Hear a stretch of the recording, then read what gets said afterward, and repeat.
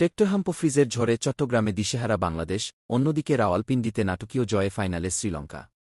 Hello, আমি খাইরুল এবং আমার চ্যানেলে আপনাকে স্বাগতম। চট্টগ্রামে প্রথম টি-20 ম্যাচে আয়ারল্যান্ডের বিরুদ্ধে ব্যাটেবলে ব্যর্থ হয়ে 39 রানে হারল বাংলাদেশ। ম্যাচের শুরু থেকেই দাপট দেখান টেক্টর ভাইরা। টিম টেক্টর 19 বলে 32 রান করে ঝড় তুলেন, আর বড় ভাই হ্যারি টেক্টর 5টি ছক্কায় সাজানো 45 বলে অপরাজিত 69 রানে দলের ইনিংসকে টেনে তোলেন 181 রানে।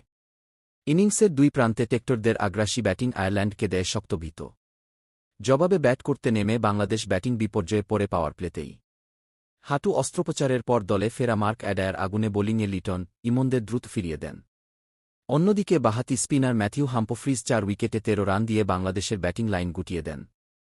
ভেজা বল নিয়ন্ত্রণ করাই যখন কঠিন, তখনই তিনি টানা 2 বলে রিশাদ ও নাসুমকে ফিরিয়ে ম্যাচ পুরোপুরি আয়ারল্যান্ডের দিকে ঘুরিয়ে দেন। এক প্রান্তে হৃদয় লড়াই চালিয়ে যান। 83 রানের অনবদ্য ইনিংস খেললেও সঙ্গীর অভাবে জয় থেকে অনেক দূরে থাকেন তিনি।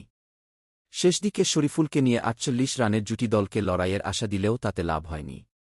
নির্ধারিত 20 ওভারে বাংলাদেশ থামে 142 এ। 39 রানে ম্যাচ জিতে নেয় আয়ারল্যান্ড। অন্যদিকে রাওয়ালপিন্ডিতে রুদ্ধশ্বাস ম্যাচে পাকিস্তানকে 6 রানে হারিয়ে ত্রিদেশীয় সিরিজের ফাইনালে উঠল শ্রীলঙ্কা। কামিল মিশারা 76 রানের ইনিংস খেলেন, আর দুষ্মন্থা চামিরা 4 উইকেট নিয়ে শেষ ওভারে অসাধারণ নৈপুণ্যে পাকিস্তানের হাত থেকে ম্যাচ ছিনিয়ে আনেন। শেষ ওভারে প্রয়োজন ছিল 10 রান, কিন্তু চামিরার নিখুঁত ইয়র্কারে রান ওঠে মাত্র 3। ফাইনালে টিকিট পায় লঙ্কানরা।